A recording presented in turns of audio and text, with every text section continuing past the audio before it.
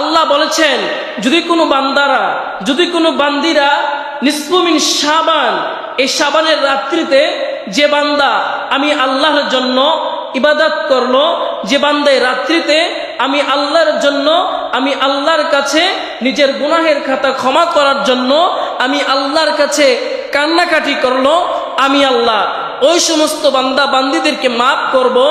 আর আল্লাহ বলেন, বান্দা এই যে রাতটা এমন একটা রাত, এই রাত্রির মধ্যে যদি কোনো বান্দি সারা রাত্রি যদি নফল ইবাদত করতে পারে, তাসবিহ তাহরিমা করতে পারে, জিকির আজকার করতে পারে, কোরআন তেলাওয়াত করতে পারে, কবর জিয়ারত করতে পারে, আল্লাহ বলেছেন ওই সমস্ত বান্দারা আমার কাছে নিয়ামত পাবে, ওই সমস্ত বান্দারা আমার কাছে ক্ষমা পাবে। রাত্রিতে যারা সারা রাত্রি পর্যন্ত জাগ্রত থেকে আমি আল্লাহর ইবাদত করেছে, আমার বন্ধুর হাবিবকে ভালোবেসে যারা এই রাত্রিতে আমি আমার জন্য এই রাত্রিতে সারা রাত না ঘুমিয়ে আমার জন্য কষ্ট করেছে, আমি আল্লাহ তার কষ্টের প্রতিদান আমি আল্লাহ এই রাত্রির মধ্যে দিয়ে দিই। সুবহানাল্লাহ বলেন। আল্লাহর নবী সাল্লাল্লাহু আলাইহি ওয়াসাল্লাম একদিন আম্মা জান আয়েশার ঘরে রাত্রিবেলা ঘুমিয়ে রয়েছিলেন।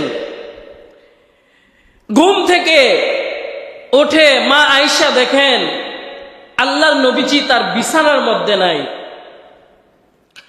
মা আয়েশা রাত্রি গভীর রজনীতে বাতি লাগাইয়া অন্ধকার রাত্রে সারা এলাকা খুঁজতে তসতস করে লাইছে, নবীজিরে কোথাও খুঁজে পাইতেছে না। শেষ পর্যন্ত মা আয়েশা আল্লাহ নবীকে জান্নাতুল বাকিতে দেখলেন।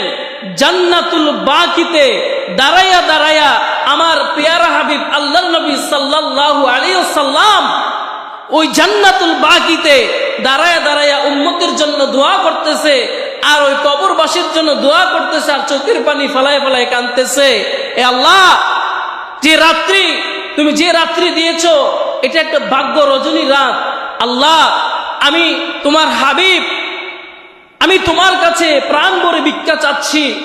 আল্লাহ, আমার উম্মতদেরকে তুমি মাফ করে দাও, আমার উম্মতদেরকে তুমি জান্নাতে দিয়ে দাও। সুবহানাল্লাহ বলে আম্মা জান আয়েশাও মানে নবীজির পেছনে মুনাজাত ধরলেন। নবীজিও কাঁদতেছেন, আম্মা জান আয়েশাও কাঁদতেছেন।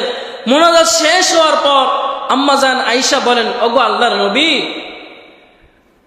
আপনি এত গভীর রাত করে জান্নাতুল বাকিতে কিসের এত রাত্রে আসছেন কেন?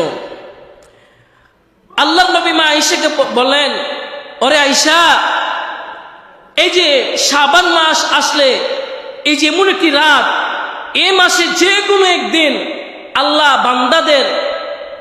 বান্দাদেরকে মাফ করে দেয়। বান্দাদেরকে আল্লাহ এমন ভাবে মাফ করেন, যদি বান্দারা আল্লাহর দরবারে যদি ওই রকম ভাবে যদি কান্নাকাটি করতে পারেন, আল্লাহ পাক রব্বুল আলামিন বান্দাদেরকে মাফ করে দিবে। আমি নবীজি, বিশ্ব নবী, আমি আমার উম্মতের জন্য কাঁদতেছি, না জানি আমার কোনো উম্মতরা না জানি আমার কোনো উম্মতের দলেরা জাহান্নামে যেতে হয়, সেজন্য আমি জান্নাতুল বাকিতে এসে আমি আমার উম্মতের জন্য এতভাবে কাঁদতেছি।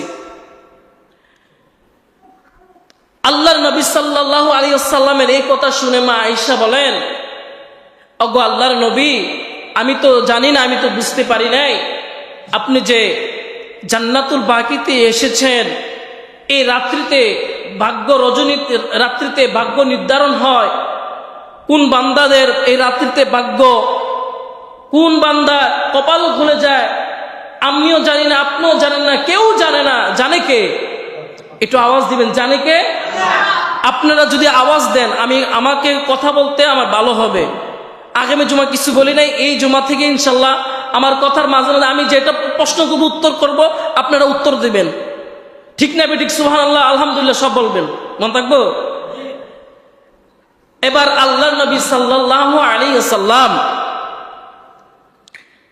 এবার সকল সাহাবাদেরকে নিয়ে জান্নাতুল বাকিতে আসলেন। রাত্রিবেলা গভীর রজনীতে এসে সাহাবায়ে কেরামদেরকে নিয়ে ওই রাত্রিতে কবর জিয়ারত করতেছেন।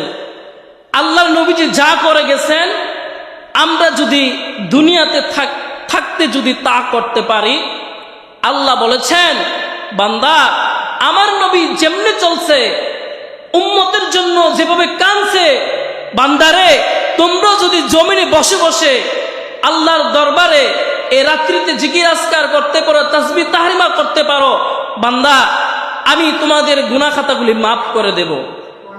আল্লাহ বলেছেন আমি আল্লাহ 5 শ্রেণী, কয় শ্রেণী একটু উত্তর দেন, কয় শ্রেণী? আল্লাহ বলেছেন 5 শ্রেণী মানুষদেরকে ছাড়া বাকি যত মানুষ আছে, বিশ্ব জাহানের যত মানুষ আছে, সব মানুষকে আল্লাহ এই রাত্রিতে মাফ করে দিবেন। একমাত্র কয় শ্রেণী ছাড়া? একমাত্র 5 শ্রেণী ব্যক্তি ছাড়া। তারা কারা? 1 নম্বর যারা শিরিক করেছে, 1 নম্বর যারা শিরিক করেছে, 2 নম্বর যারা মুশরিক, 2 নম্বর যারা মুশরিক, 3 নম্বর যারা কি কাফের, 3 নম্বর যারা কি কাফের, 4 নম্বর আল্লাহ বলেন যারা নিজেকে নিজে খোদা দাবি করে, নিজেকে নিজে খোদা দাবি করে, যেমন ফেরাউন, নমরুদ, এরা তো নিজেকে নিজে খোদা দাবি করত। তার জন্য আল্লাহ তাদের কি মাফ করছে? তাদেরকে মাফ করে নাই। আল্লাহ তাদেরকে মাফ না কইরা আল্লাহ ওই সমস্ত বান্দাদের কাতারে ওই নমরুদ, ওই ফেরাউনকে ওই সিরিয়ালে আমার আল্লাহ রাখছে, ঠিক কিনা বলেন? আরেক ব্যক্তি কারা যাদেরকে মাফ করবে না? কয়টা গেছে? 4টা গেছে। আরেকটা কারা? তারা যারা দুনিয়ার মধ্যে টাকা লেনদেন, মানে সুদে টাকা লাগাইছে, বুঝেন তো? 1 টাকারে 10 টাকা করছে, 100 টাকারে 200 টাকা করছে।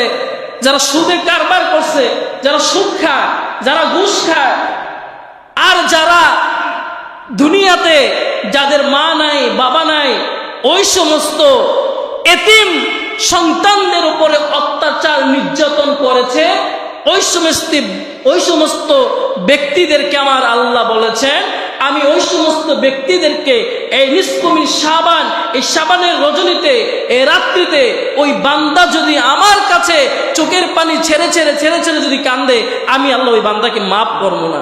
কয় শ্রেণী গেছে? কয় শ্রেণী? 5টা গেছে। এই 5টাকে মনে রাখেন, খেয়াল রাখেন, মনে রেখে খেয়াল রেখা সামনের দিকে একটু চললেন।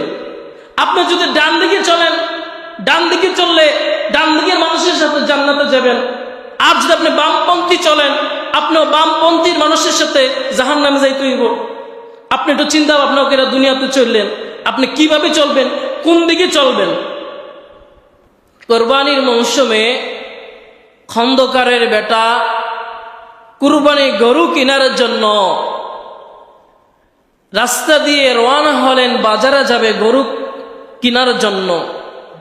পথিমধ্যে রাস্তার মধ্যে মসজিদের ইমাম সাহেবের সাথে ওই খন্দকারের বেটার দেখা হয়ে গেল।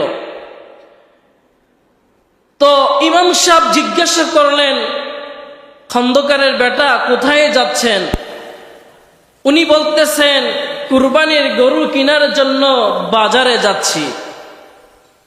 তো ইমাম সাহেব বললেন, আপনি যে কুরবানি গরু কেনার জন্য বাজারে যাচ্ছেন, আপনি যে ইনশাল্লাহ বললেন না?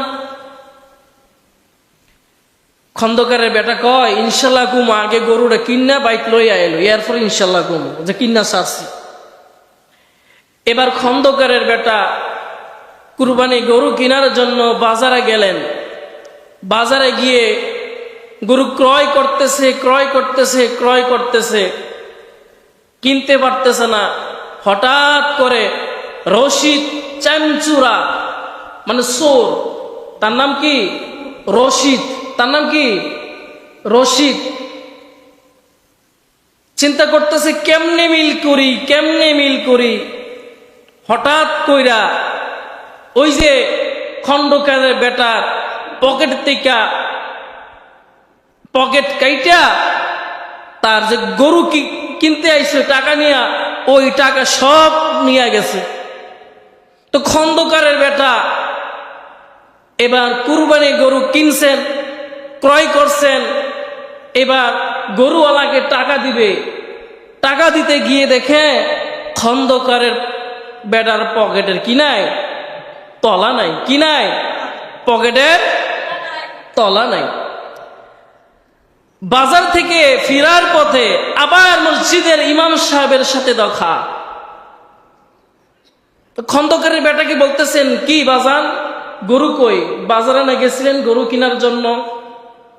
তো বলতেছে, ইনশাআল্লাহ আমার পকেটের তলা চুরে নিয়ে গেছে।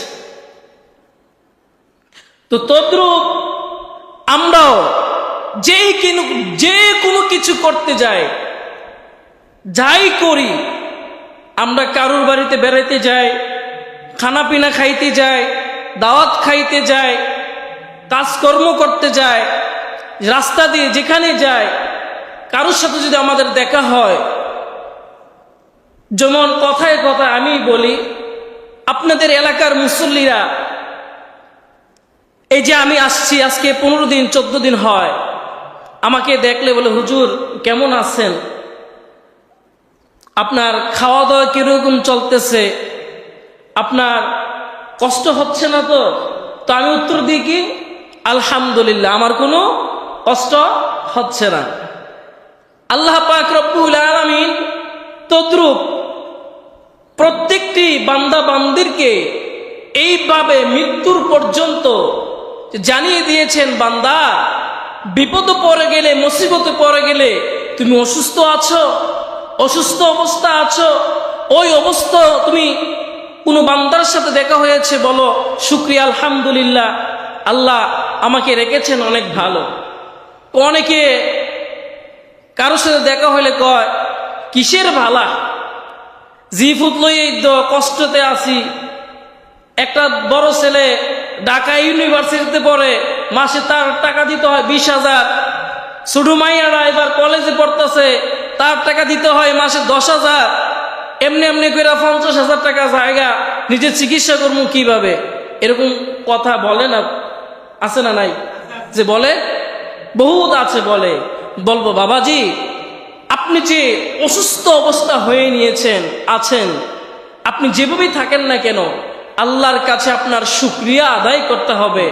নিয়ামতের শুকরিয়া যদি আদায় করেন, আল্লাহ পাক রব্বুল আলামিন আপনার ওই ঘরের মধ্যে বরকত দিবেন কে? আমার আল্লাহ আপনার ঘরে বরকত দেবেন।